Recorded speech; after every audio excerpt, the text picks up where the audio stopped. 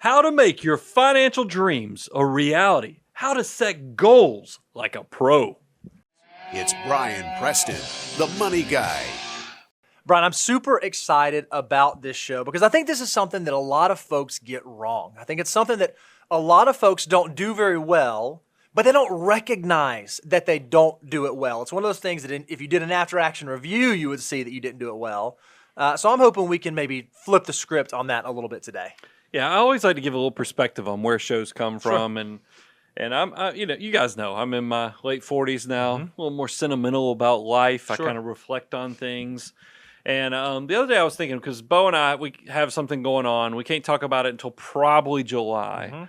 And it's an Abound Money Guy type thing that's happening, that if we accomplish it, it will be kind of a crowning cherry of goals for life. Yep. And that got me sentimental. And I was thinking about, wow, it's kind of, I'm scared because of this big decision, but I'm also super excited. But then there's a part of me that's a little sad, because once this is accomplished, this will be like one of those things when I was in my 20s or 30s that said, if this happens, we'll have made it. Yeah. And it's just, so it made me think about, as I was reflecting on that, I was like, you know what? Something that I think I have a power in that has kind of driven my success, but I've never really given it a lot of discussion, where we spent an entire show talking on, was just the superpower of being good at setting goals. Yep.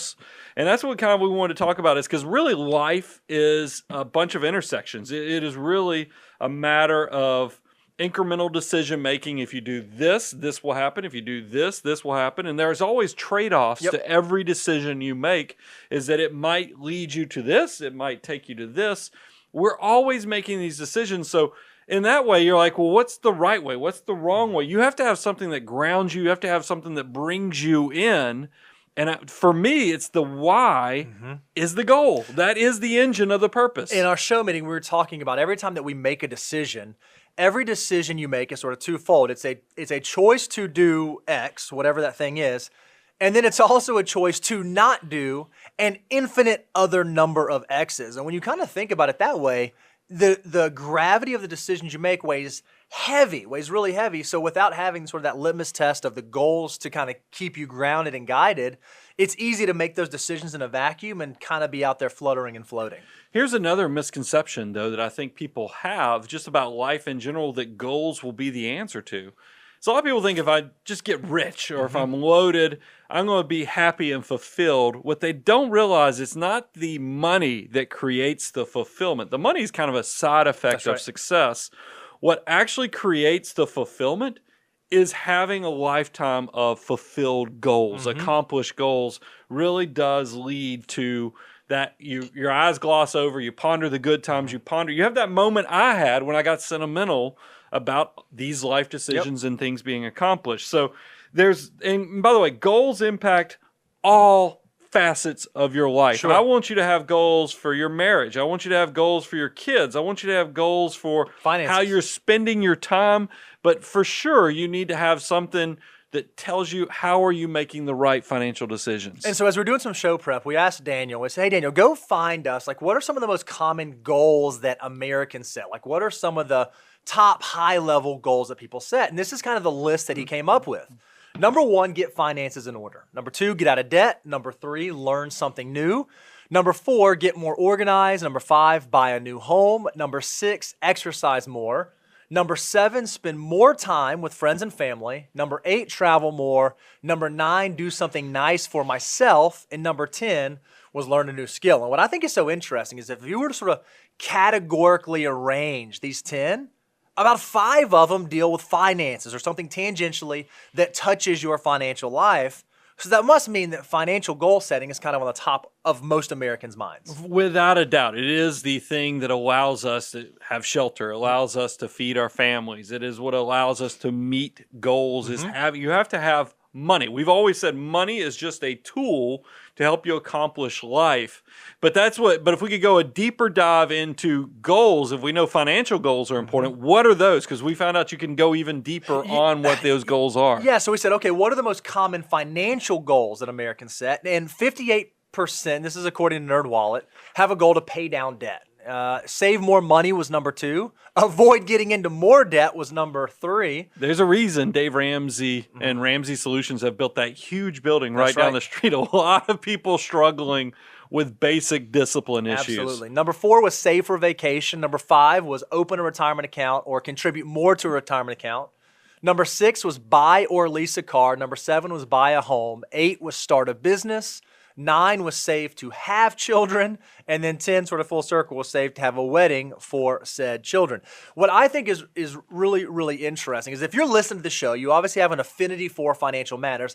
I bet at some point in your financial journey, you either have or are presently setting one of these goals. And we're going to talk about, okay, are they actually good goals or might there be a better way to frame them up? Well, I want everybody to kind of pause right now. And I want you to ask yourself, what are your top 3 financial goals? I did this. I ambushed our content team and I went around the table and said, hey, tell me your financial goals. And a few of you nailed it. I mean, I could tell. I was proud that you had thought of that, but I'm not going to say names. But then a few of you are like, I don't know. I kind of haven't thought about it. And that's the part where I think right now, if you're watching this, I want you to share what your goals were, at least what your journey was, where you knew that you had set some specific things that you wanted to do with your life, specifically your resources and money. Yeah, and I think this is not something to ponder on. If I were you right now, if you're watching the live stream, in the live stream, just throw out what are some of your financial goals. Just kind of throw out a few of them. If you're watching this later, not in the live stream, throw it in the comments. And I think you'll be amazed. When you put your goal out there, you're going to see how common those goals trend through other like-minded folks, other folks who are also thinking about their finances in a certain way. In a minute, as we go through the show, we'll talk about how this is an ever-evolving, living document, breathing thing that has goals, because you will evolve this thing as your life changes. But let's kind of first come back to the basics of really why do goals matter, Bo? Yeah, so that is really a big one. And it probably seems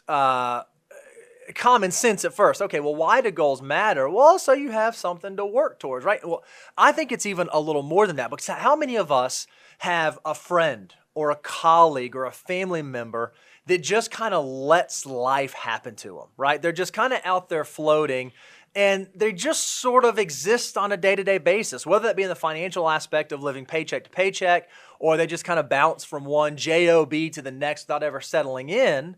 I think a reason a lot of folks fall into that trap and fall into that place is because they don't actually have clearly defined goals for what they're trying to accomplish with their life. Yeah, there's a reason so much imagery in what we do for a living has ships and navigation, because you don't want to be a rudderless ship. You want to have something that gives you the direction where you feel like you have some control in making decisions. It's the same reason, why do we talk about roadmaps so much, is because navigation, getting to ultimately where you want to be, because we talk about it all the time, begin with the end in mind, is you have to kind of know where you're trying to arrive to actually figure out what the best path forward is. So let's now I want to kind of pivot down to, this is what I think is interesting.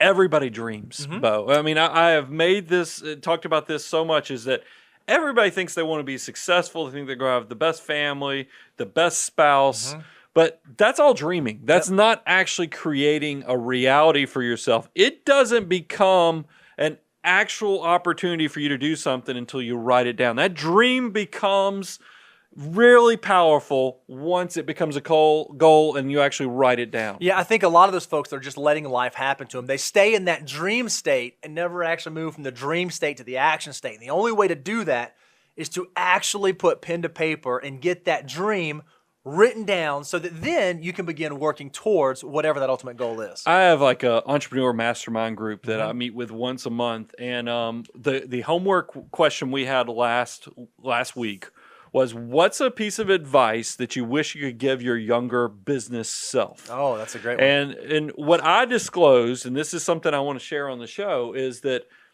I think that the first 5 to 6 years I was in business for myself, I just flopped around. It wasn't until I finally started writing down what was my ideal client, what was who I wanted to work with, what the firm looked like from a structural standpoint. As soon as I wrote all that stuff down, it changed. Yep. And that's kind of what I want everybody to know. If you have goals, it's one thing if I ask you a question, what are your 3 top financial goals? You'd be like, oh, I want to do this, I want to do that, I want to do this. If you've never written it down and actually started creating a plan of action, it doesn't really happen. You're basically dreaming. So we want to kind of help you. How do you get in the right mindset to actually accomplish these goals? Yeah, so the first one, Brian, is we're doing our pre-show prep. I want to give you all the credit in the world for this. Not that I think you probably came up with this. I think probably someone else established it. But this is one piece of advice in my younger years as it related to finance, as it related to career, as it related to marriage, as it related to all the different facets of life. You told me something so valuable. You said, Bo, there is always going to be a voice in your head telling you something, right? It's going to be telling you something. What you have to figure out how to do is how do you control that inner voice and how do you harness it for good and positive things? Well, I think we all have that inner voice. I mean, it cranks up whenever you're in the shower, when you have a quiet moment in the car, and that inner voice can be a glass half full, being an optimist, or it can be very much a negative thing. And where this came really into play for me also is like in my marriage. I mean, Sure. I've talked to a counselor once. It was like, hey, if you and your wife are struggling with something, what is that inner voice telling you about your wife every day? And I had to kind of check myself and go, wait a minute, there's some negativity there. Yeah. Well, I need to reposition the way that inner voice is to where it is a building tool versus something that's always criticizing, being negative. And this is something I try to teach to my children as well, is that you've got to control that inner voice, is because this thing up here has more power than you realize. Because that's why I like you writing down goals, is because as soon as you write something down, it's almost like this inner thing inside your brain, this invisible hand will say, oh, this is something we're actually trying to do. So even while Brian is sleeping, even while Bo is sleeping, I'll see what I can do to work through that goal for them, because this thing is working nonstop.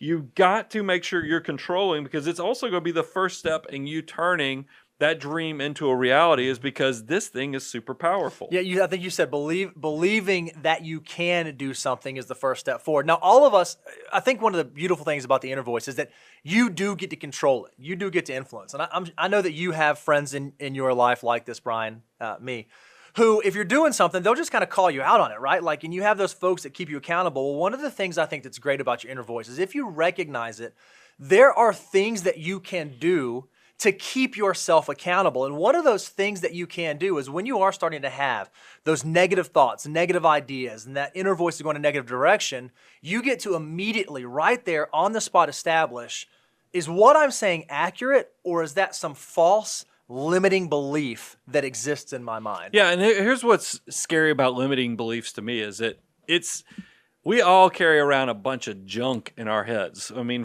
we pick up this baggage throughout life, especially if you come from, some pretty humble beginnings.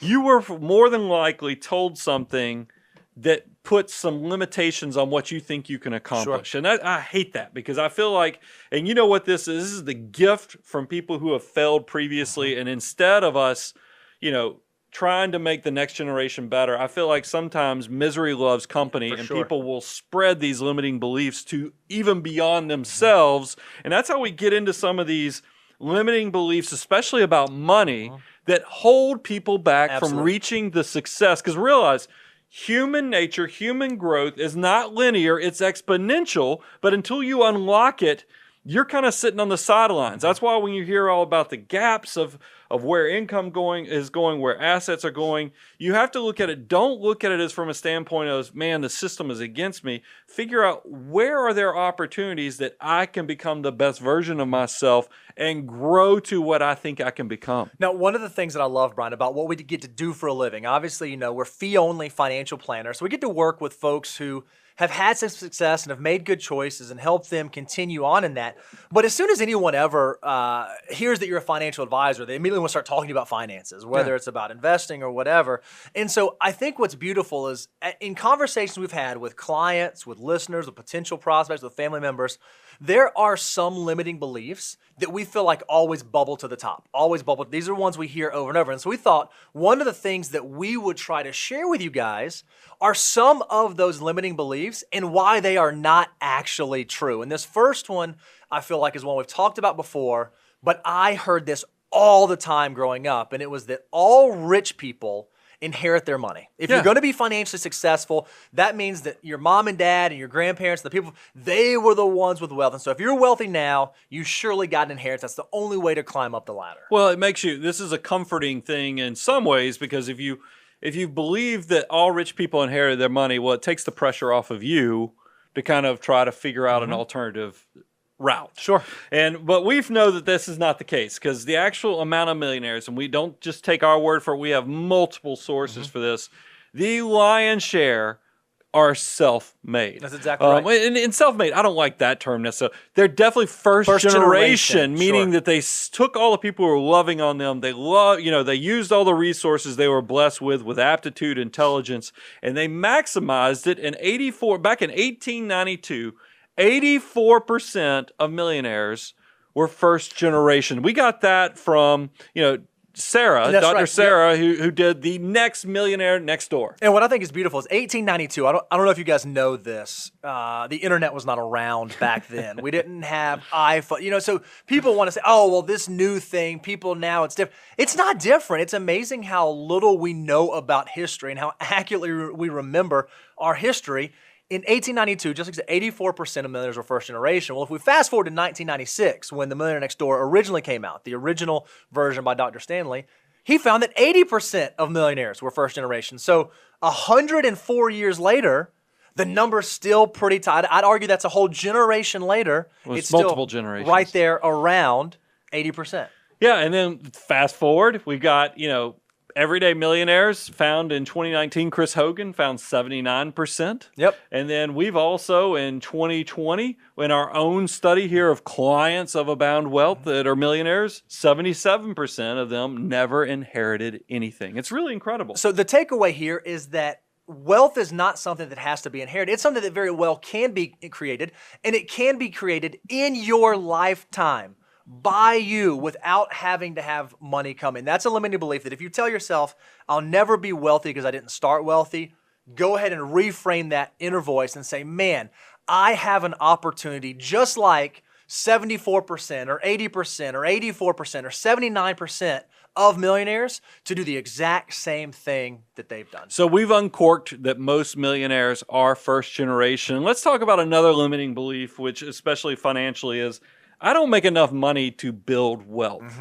I mean, we hear that, and then that immediately, because I love just throwing cold water on these limiting beliefs, is because we know that's just not the case. If you have enough time in your corner, you can do a lot with a little. Because remember, you're just taking just a touch, just a dash of today's happiness with deferred gratification for that great, big, beautiful tomorrow. That's what we're trying to get you to accomplish. And here's the numbers that support this whole thought. If you are a 20-year-old, to be a millionaire by the time you're 65 years of age, you only have to save $95 a month. You realize 95% of that is from the growth of your assets, not your savings. It's not you working with your backs, your hands, and your brain. It's actually your army of dollar bills building. That is super powerful. If you are a 20-year-old in the audience, or you know a 20-year-old, or you interact with a 20-year-old, right now, you should stop what you're doing. If you are the 20-year-old, write this down. If you know someone, text them, email them, call them, write them, and say, hey, for $100 a month, you can be a millionaire. It's that easy. So this whole limiting belief that I don't make enough to build wealth, if you can part with $100 a month, you make enough to be a millionaire if you have a long enough timeline. But maybe you didn't start at 20. Okay, I missed that boat. I'm in my 30s. I didn't catch on until later. Well, a 30-year-old only has to save about $270 a month, so less than $300 a month. And still, in their journey to millionaire status, almost 90% of that $1 million came from their army of dollar bills doing what the army of dollar bills does. They only had to account for about 11% of that. Well, and then 40-year-olds. I mean, we just did a Q&A session where, because somebody was giving horrible advice, telling you, hey, don't worry about saving while you're in your 20s and 30s. Go spend that money because it's going to be scarcer for you anyway. Wait until you make some bucks in your 40s or 50s. Well, we know for 40-year-olds, that number, it's still doable, $780 a month. 77% of that $1 million is going to come from the growth, not your savings.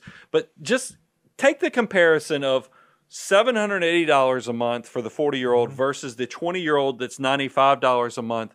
Pretty daggum incredible that how powerful time is in this entire equation of wealth creation. So it's still very doable in your 40s, but I'm just telling you, the earlier you start, the easier this whole process is. Now, we get some flack on the 50s and 60s. People say, oh, well, that just sounds daunting. Oh, that just sounds difficult. Remember, we have this illustration. It always stops at age 65.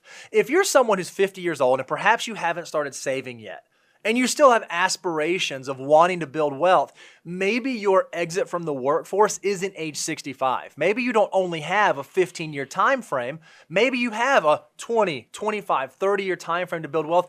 Don't let your limiting belief be, oh, well, I'm too old, I'm too behind the game, I can't build wealth. That's not true. If you still have days left on this earth, you can continue building wealth. Don't let the numbers required to get there by 65 throw you off. But even so, by 65, whatever wealth you will have accumulated, about 55% of that, over half, is because your army of dollar bills doing what your army of dollar bills does. And even from 60 to 65, it's still about, what, a fifth, a fourth, somewhere in that range, about 22% could be your army of dollar bills if you stopped at 65. So don't let yourself think that either one, I'm too old to start, or two, I don't make enough to be super impactful in my portfolio. So I want to we've just showed you, we uncorked the fact that most millionaires are first generation. We showed you a little turns into a lot very quickly. The third thing is there's just going to be people in your life, they're going to say, YOLO.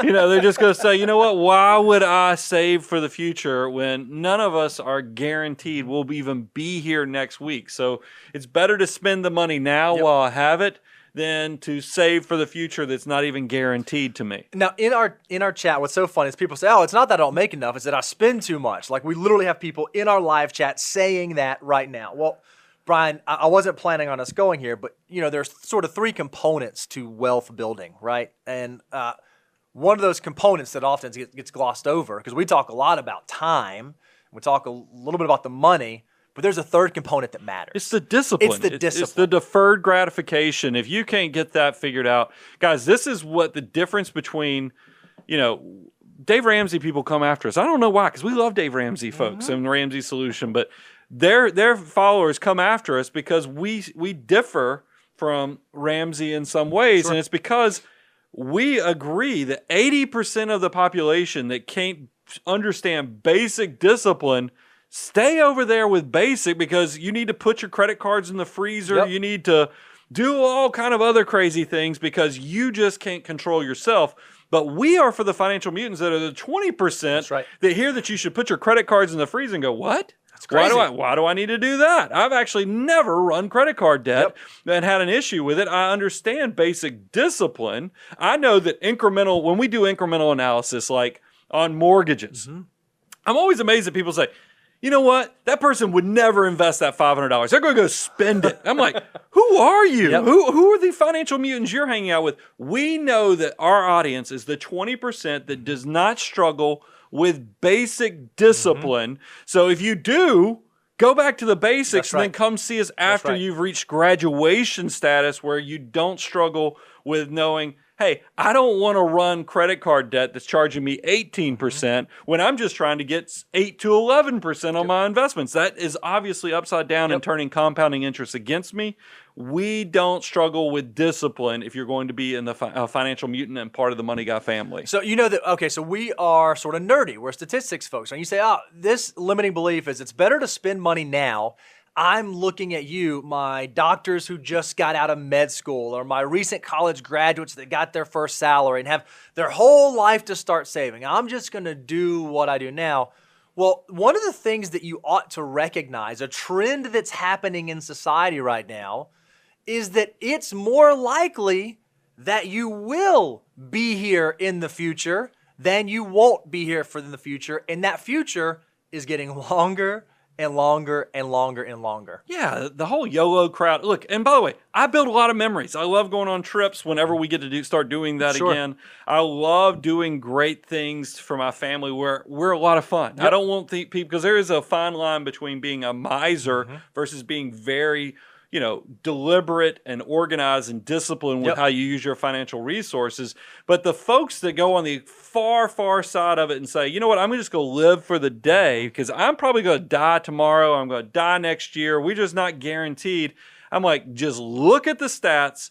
You will more than likely be here, so plan accordingly. That's exactly right. Look at that. I mean, people are living to be 80 years of age, and we just had a pandemic.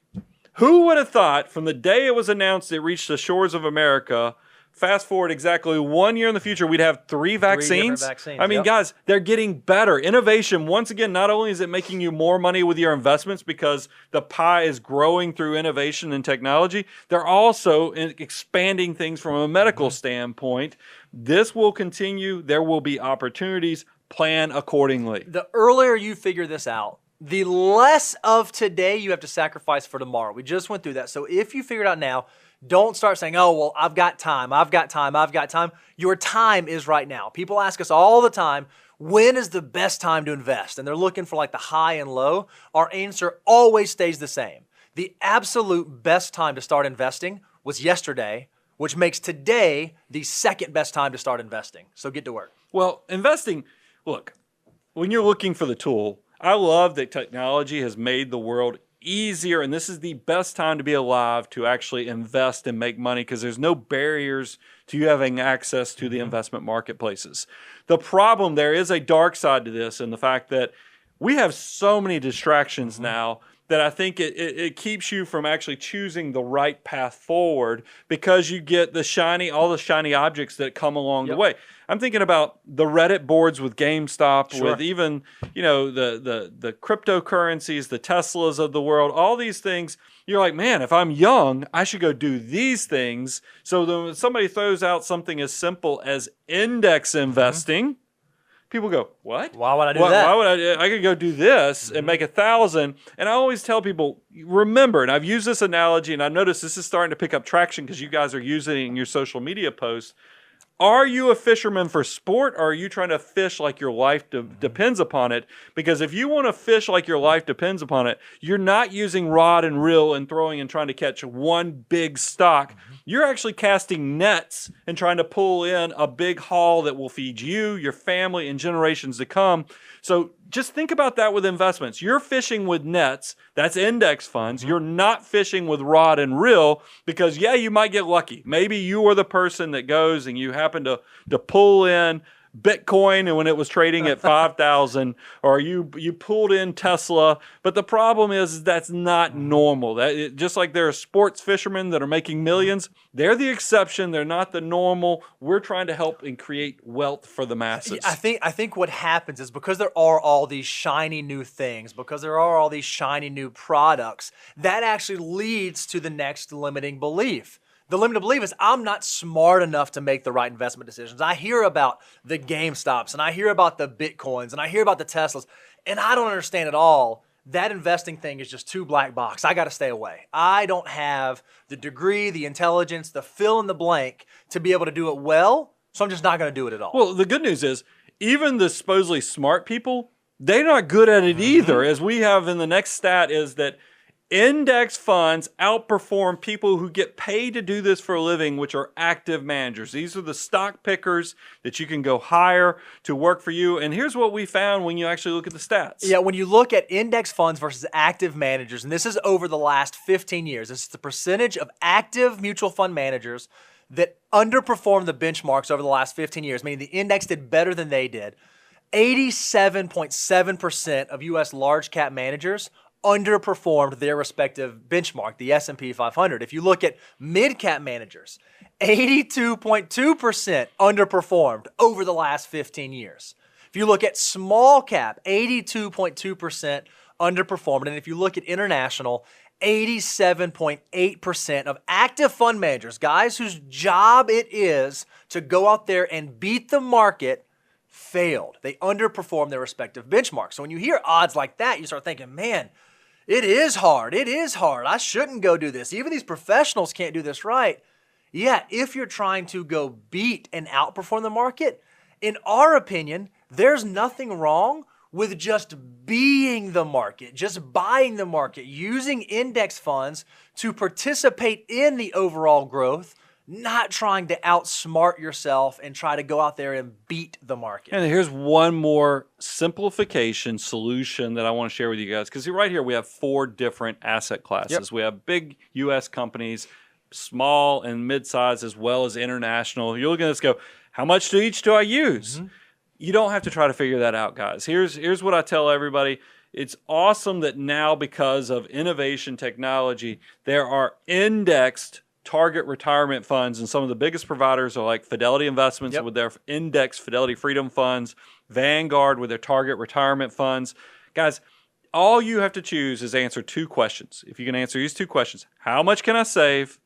When do I need the money? Meaning, what year do I want to graduate, or what year do I need this money to fund this goal, like education or whatever? They'll have a fund that will have that target year, hence the name Target Funds. It does the rest for you. So it's very aggressive in the beginning. It's very conservative. It does all the asset allocation. Pay attention to those things. It's a tremendous opportunity for people starting out. So I think, we've kind of gone through these common limiting beliefs. What's an actionable thing you can do? As you write down your goals, and we'll talk about in a second, putting your goals down, you ought to write down the reasons why I can't do this. I want to retire at 65, but I just don't make enough money. Or I want to reach X level of wealth, but I didn't inherit it. Write down those goals, and then I want you to write down the reasons why you think that you can't reach those. And you ought to really do some soul search to see, are those true limitations? Or are they limiting beliefs that don't actually impact my ability to achieve that goal? And then also pay attention to where the sources are. I mean, look, we know media is always going to be negative because they're trying to keep your eyeballs and your ears there to watch the ads, because that's how they get paid.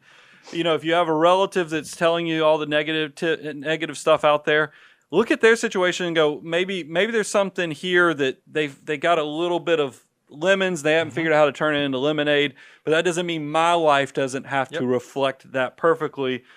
Take inventory of your beliefs, and also make sure that you are structuring in a positive, optimistic, because I will tell you, we've done a lot of surveys on our clients. We've done the research, read books. Optimism is actually a very powerful resource when you marry that with the goals planning. This is going to be a superpower. It really kind of fuels the whole process. So I want to kind of transition now into, why did you not accomplish past goals? Because even if you look at where the origin of this entire show is that I kind of had a sentimental moment where I'm reflecting on some of my past goals and how they all worked out. And I felt like I should kind of share with you guys some of the things, the journey I went on goal setting. And I think this was instinctual to me. And it kind of blows my mind that when I look back, I'm like, wow, with even somebody like the Money Guy Show telling me to do this, I was just naturally doing it. So maybe somebody could benefit from just knowing this is the behavior you need to do. So the first time I noticed, now look, I think this goes back to even high school. I mean, I don't want to go, we could spend an entire show me telling you my 3 goals at a time that I had at different stages of life. But here's 2 snapshots I had. I can distinctly remember when I went on my first tour of the University of Georgia when I was a high school senior, considering where to go to college. And as soon as I set foot on that campus, I saw a few things that hit me, just struck me. And these are going to sound odd, but I'm just telling you, this is the type of person I was, that I immediately came up with 3 things. I wanted to be a student bus driver. Y'all go like, what does that mean? Anybody who's been to the University of Georgia, you will see big type, the buses you see at Disney World, at all major cities, huge buses, and then you'll see a 20-something driving this thing around. I was like, that is the coolest thing I've ever seen. How do I get behind the wheel? And then when I asked somebody about it, they go, oh yeah, those are student drivers. And by the way, that is the highest paying job you can have on campus. I was like, so 2 things. I get to drive a huge piece of machinery, and it's the highest paid job. That's that guy Brian Preston written all over. So that was goal number 1. Goal number 2 was, when I went to Georgia, they had orientation leaders that were, told you how the campus experience was. They kind of toured you around the campus. And I remember thinking that this guy named Brian Fitzgerald, I still remember his name. That's awesome. He gave us a tour. Coolest guy. I was like, oh my gosh, I want to be like this guy. He's inspiring. He's making me feel like I can do this when I'm scared to death.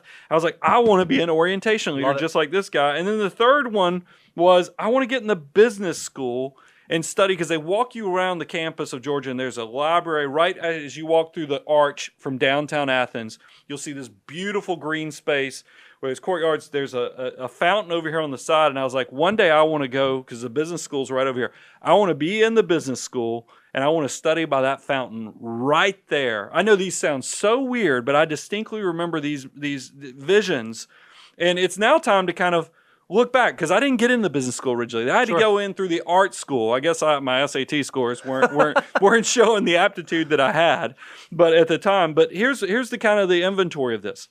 I did become a student bus driver. I actually drove buses so long that I became a trainer of other student bus drivers. That's how long I did this. I loved it. It was a great opportunity. It wasn't until I moved to Tennessee that I lost my commercial driver's license. It broke my heart the day I had to give up my commercial driver's license. Orientation leader, I failed. I'm just straight up. You set goals. Sometimes they don't happen. I have other goals that I've set and they haven't happened. Sure. But you can still have failures and still be super successful in the long term. I think even in terms of like those two things right there, you just said something so unique. You had a goal to get into business school. You didn't do it, but you didn't stop, right? You had a goal to get in. You didn't do it. You actually just went a different route. You went a different route to get in there. And then orientation leader, that was a goal you didn't do, but you were able to shift and you were able to go and move and go do something different. When you are setting goals, that's okay. It's okay to attack a goal and to readjust what that goal is, or it's okay to attack that goal and fail and then go back and go after it again and go after it again and go after it again. So fast forward a few years into my future, I graduate college. I immediately, in the first few years in my career, I knew here was my big goal. I wanted to save $1,000 a month. I wanted to invest. When I say save, I sometimes use save and invest interchangeably. I wanted to invest $1,000 a month. That was a big goal I had. I wanted to make $100,000 by the time I was 30. Okay. And then I wanted to have $1 million liquid by the time I was 40. So as soon as you started your career, you said, I've got these, I'm going to call them milestones. These milestones I want to hit, and you wrote them down, and they were tangible. I want to do this, and I want to do this, and I want to do this. And that is what you allowed to guide the decisions that you made in your career. Well, but I want you to, what's absent from that top 3 goals there? You didn't hear me say I wanted to start a company. Sure. I mean, what's interesting, here's what I would tell you. Life is going to happen, because we talked about, the whole title for this section is, why did or didn't you accomplish past goals? Here's what I think is interesting, is that I had a horrible life event occur, is that when I was in my mid-20s, my dad got sick and passed away within 3 months, 6 months, 4 months. It was kind of 4 months from the time he got the diagnosis and passed away. It shook me to the core, because my dad was somebody I called multiple times each week. He was somebody I always looked up to. If you've heard me talk about on shows, super accomplished athlete, did a first person in his family to go to college. I'm on his shoulders in a lot of ways, but he passed away unexpectedly, just really quick in my mid-20s. That altered my worldview in a lot of ways, because I recognize he came to all my plays, because here's big athlete, my dad, John, coming to school plays. He had no interest in that, but he supported his son. Came to my basketball and tennis practices. I wanted to be the parent that could also show up at that stuff. I knew I was working and living a life not going to happen. I was leaving the house at 6 in the morning, coming home at 7 at night. Sure. There was no way I could do what my dad did for me. So I pivoted the plan. I think you have to pivot and roll with what life gives you. And that's actually what created the desire for me to want to go start my own company, because I knew I was going to need to live life a little differently. It didn't change the 3 goals. The 3 goals were still there. But it pivoted. How do you accomplish this? And how does it work with this new worldview that I've now established, where family is going to sit at the same hierarchy as what's going on business and financially as well. What I think is so great about goal setting is it's something that you can actually get better at. It's something you can actually improve upon. So one of the things you have to do, and I love that you set those initial goals of I want to save $1,000 a month. I want to hit this income. I want to hit this net worth. Well, because I know you personally, I know how those goals have shifted over time. And now the goals that you set are actually much better goals than what those were in terms of how you work towards them and how you do that. Well, I think that one of the ways you were able, and one of the ways we're all able to get better at setting goals and setting better goals, is by learning from our past successes and failures, learning by the things that we did well that allowed us to achieve the goal, or the things that we did poorly. You know, what did I not do to not be able to become an orientation leader? And if you can do that and sort of do this inventory, it's going to help you work towards that. So we put together some questions you can ask yourself as you think about previous goals that you've either achieved or not achieved, and why. What regrets do you have? Yeah. What are the things that you did not do that you should have, or what are the things that you did do that didn't ultimately move you towards your goal? The more quickly you can recall those, the more quickly you'll be able to avoid those in the future. So regrets are negative. I think, what are you thankful for? Sure. I mean, remember, we're trying to keep that optimistic outlook. I think one of the things this is one of the things I do with my children, is when they give me negativity, I say, hey, instead of being so negative and pessimistic about that, why don't you tell me what you're thankful for right now? Because that is a powerful way to turn that negative situation into a positive. And then we also, what goals you've accomplished and how'd you do it? Celebrate those successes, because that's important as well. Absolutely. And then for goals that you didn't accomplish, why didn't you? What was the thing that caused the goal not to be accomplished? Was it because it was a bad goal or a goal that wasn't set correctly? Or was it because some failure that you had that you can improve upon and change on in the future? If you can answer those questions and sort of do an after-action review, you're going to set yourself up that the next goals that you set, the next time you work through the exercise, you're going to be so much more prepared to actually work towards those goals. So let's actually get into the nuts and bolts of how you actually set a goal, because there are some common traits. Yep. This is the thing, and it's to the point that we've actually created a checklist to kind of go through to figure out, how do you know if you're setting goals appropriately so that you can actually make this happen? So there are a few sort of line items you have to think about in terms of achievable goals, because we see all the time people, frankly, they make bad goals, right? Like we see this all the time in the financial industry. Hey, what's your financial goal? I want to be wealthy. No, be rich. Frankly, if we're just I'm going to wear a shirt that says I'm rich. We're going to be very candid with you right here. That's a pretty crummy goal. And the reason that's a crummy goal is that, one, I think it's going to be empty, but two, it's missing some of the things that are required to make a goal a good goal. Here's the first one. A goal that you set has to be specific and it has to be measurable. If you just say, I want to be wealthy, that is neither specific nor is it measurable. Yeah, because first of all, what is rich? Yep. I mean, that's one of my favorite. We get a few adult beverages.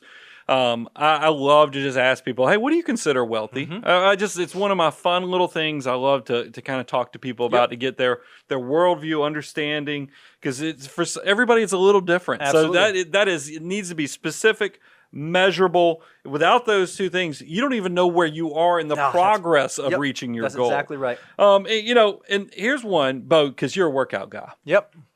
They require change and work to accomplish, meaning they're not too easy. That you can't be, and I see this all the time. Somebody's like, I want to set this goal and I want to lose a pound before the end of the year.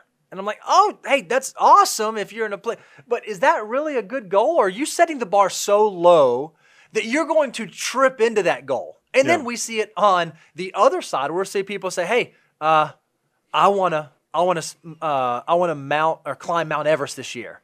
And I'm like, man, have you gone on like a walk recently? You know what I mean? So you have to make sure that you're setting your goals. They need to require change and work, because if it's not something worth doing, will you actually do it? But if it's not something attainable, are you really just setting yourself up for failure at the very beginning? I mean, you kind of have to go with the old fable from childhood, is that you don't want it to be too easy, you don't want it to be impossible. It kind of needs to be right in that Goldilocks period there, where definitely stress it should not be easy. Make sure it's a stretch goal. You've helped me with this tremendously, Bo. Sometimes I felt like I was thinking more linear instead of exponentially, and it's kind of helped me kind of push myself further than I probably would have, my younger self would have ever imagined.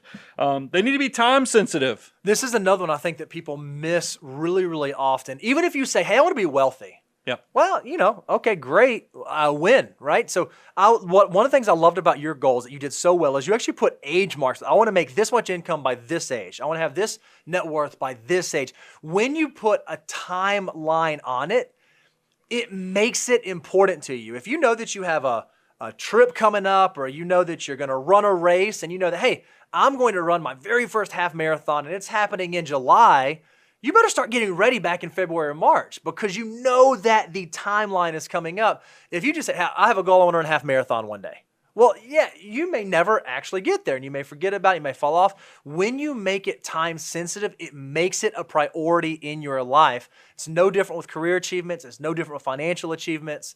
Make it time sensitive so it actually gets you moving towards it. It just hit me. We didn't talk about this in pre-show prep that my 3 goals right after graduation from college kind of respected and you could put a check mark next to the 3 components of wealth creation. The first one, discipline. What was my first goal right out of college? One, to invest $1,000 a month. That is discipline where you have to live on less than you make to do it. The next one, money. The component I had on that is that I wanted to have enough income coming in through, making $100,000 by the time I was 30 so that it could, through investing, turn into money that would grow. And then time was it being worth $1 million by the time I was 40 is the third component. I think that's what I'm telling you. Some of this was instinctual, but it is definitely teachable for everybody out there to know how you can actually accomplish these goals and being specific, knowing that they're not going to be easy, making sure that they're time sensitive. This is important. And then, Bo, this is one that I think you have always been good at because, you like working out. I think that's miserable, but, you have to find out what you're good at and what you like. Yeah, it has to be relevant and exciting to your life. The other day I came in, I was all hopped up, and I said, Brian, hey, you know what me and you ought to do?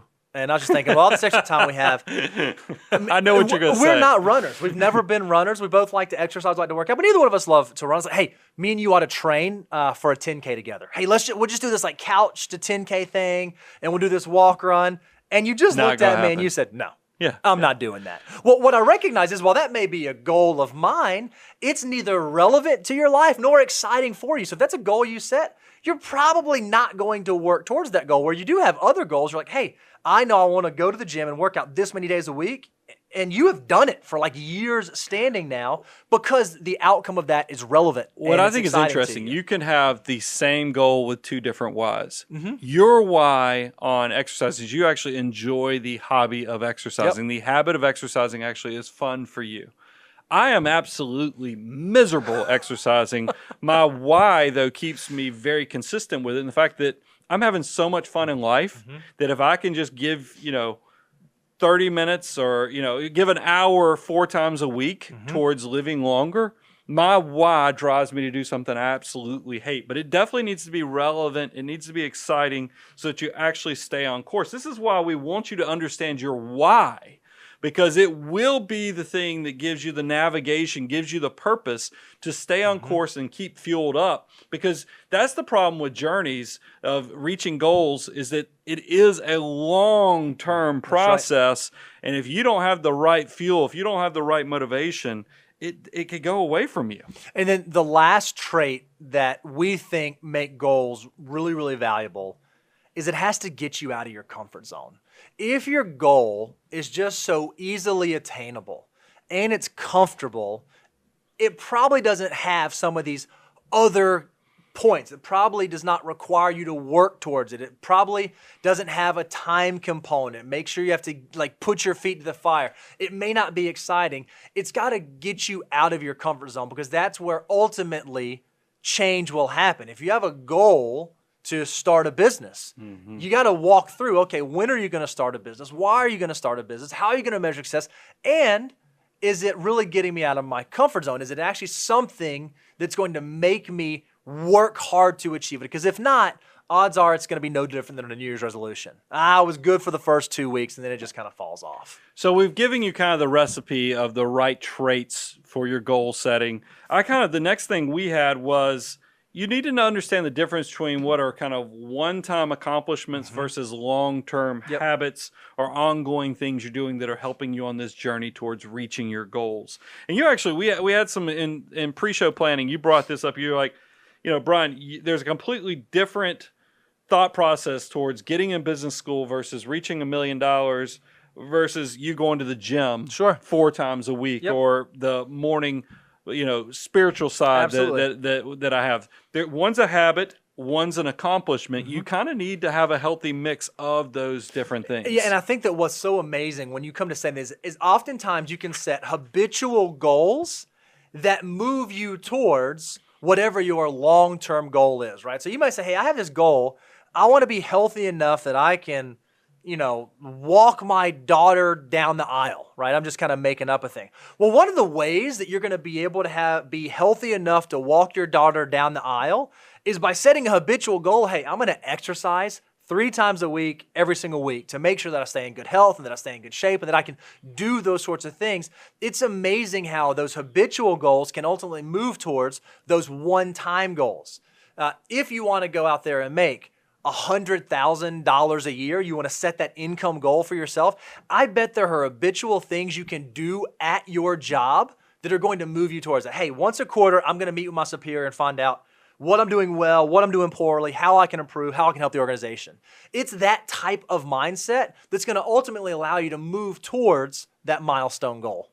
So we just covered how to set the goals. We even gave a checklist that you can look at of traits you need to make sure you accomplish. Now let's talk about how you actually accomplish those goals, because we've got how you set them, but now let's actually do the implementation. Sure. How does this actually happen? And I've kind of given away one because it is the theme that if I could say there's one theme that runs through all goal setting, and it is, and we talk about this on the show a lot, know your why. It's a huge one. It's a huge one. I feel like oftentimes people miss this one because it's easy to miss. It's easy not to reflect back to. I think with fitness goals, that's all, hey, I have a goal, I want to lose 10 pounds. Yeah, well, why? The why is what's going to keep it in focus. It's going to make it, help you stay on course. It really is what also generates the fulfillment in the long term too. So just make sure you spend enough time on the why so you actually create a healthy goal in the first place.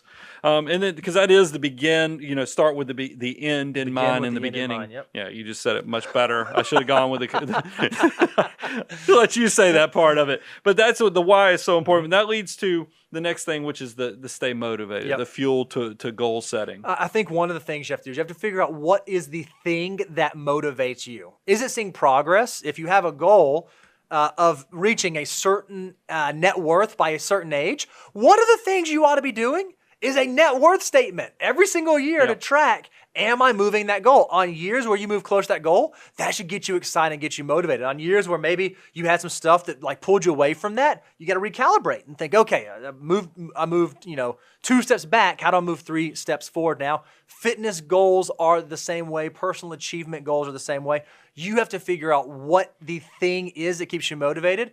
A lot of folks like personal accountability. Hey, I'm going to make a goal of doing this thing, and I'm going to tell my best friend, because what I want my best friend to do is check in with me and say, hey, how's that thing going? How's it working? What are you doing? How are you working towards that? That's a great way to stay motivated. Well, you just basically described building a support network. That's what whenever you have goal setting, it's nice if maybe you don't have enough get up and go on certain things. I mean, I've told you guys, I hate exercising. Sure. So what I do is I do class type structures so that I know I'll work out with people, so I have some accountability to actually get up, show up, and get the job done. Well, it's also, look, I think we talk about money. This is a financial show. There's a great support structure we've created. This is what I love about how organically us starting to do this show from 2006 to now 2021, it has allowed this family. I talk about you guys, the Money Guy family has now grown into its own little network, and we have the FOO. That's right. I mean, I have the financial order of operations.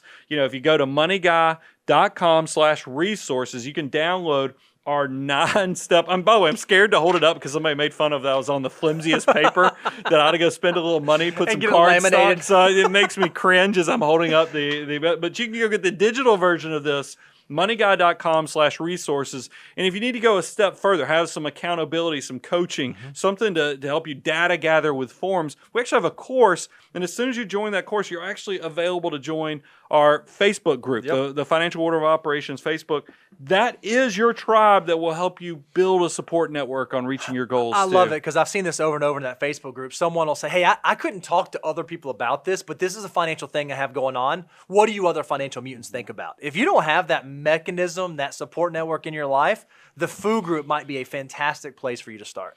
And then the last thing we had on here was, and this reflects once again the recipe for success of wealth creation is time. You need to realize success won't happen overnight. There are so many people trying to sell you things that will tell you, hey, tomorrow if you do this, and there's also shiny new products or investments that can tell you, hey, do this and I'm going to make you rich overnight. We know it's usually not that simple. I would go so far as to say if you set a goal that could be achieved overnight, it's probably not out of your comfort zone. It's probably not something that's going to cause work and cause change. It's probably not a good goal. So make sure that you stay aware of that and that you steer clear of that. Because if you're setting overnight goals, I don't know that unless your goal is to like wake up early in the morning to do something, it's probably not a great goal. Well, and we know life in general as well as goal setting is not going to be a straight line endeavor. right. There's going to be lots of detours. There's going to be lots of, roadblocks that are set up. You've got to figure out how you're going to proceed through all these things. Stay focused, be motivated by your why so that you can stay on the path towards success, and just don't get discouraged, guys. These are the steps. These are the support structures that are going to help you accomplish all this. And I really do stand by the fact that I think goal setting is one of the most powerful superpowers you can have in your overall wealth creation, because it's going to check all the boxes of that simple recipe of wealth creation, which is discipline, money, time. Goal setting reflects every one of those things, but it also helps you make it measurable. It helps you make it where it's written down. All these things are such important behaviors that if you can just set yourself up and start this process, you're going to see it actually does bear fruit. It is going to be part of your success story in the long term. Yeah, here's our commitment to you guys. You set the goals. We're going to be the team in place that's going to help load you up with the information and the knowledge to achieve those goals. If you've not gone out to our website, moneyguide.com/resources, we have all kinds of resources out there, whether it be the financial order of operations deliverable or a worksheet on does a refi make sense, or a tax guide to help you understand the complicated tax code we have in this country. Whatever resource you want, there's a chance you can go find it out on our resource page. We're going to keep showing up and loading you guys up with fantastic information so that on your journey to your goals, you're not going at it alone. So people are like, well, what's the why? How can y'all do so much free stuff on that? Look, it's called the abundance cycle. If you're brand new to this, let me explain this to you. I want you to come absorb all this free information. You can be here as long as you want. I don't care if it's years, because we know that this does bear fruit. I want you to come learn, apply, grow. There will come a point in your future where you reach such a level of success that you're going to say, hey, I don't want to do this on my own. And that's what I love. It's kind of a pure thing in the fact that we can give you free advice because we know it comes back around through the abundance cycle. I love that. There's no catch in the fact that you could hang out for years, just learn, apply, grow, become the best version of yourself. When that happens, we know it will. We'll be waiting for you. And that's why we're going to keep creating content. We're going to keep coming out and sharing what is in our heart, what's in our minds, and then hopefully we're all going to get better, stronger, and more successful together. I'm your host, Brian Preston, Mr. Bo Hansen. Money Got Team, out.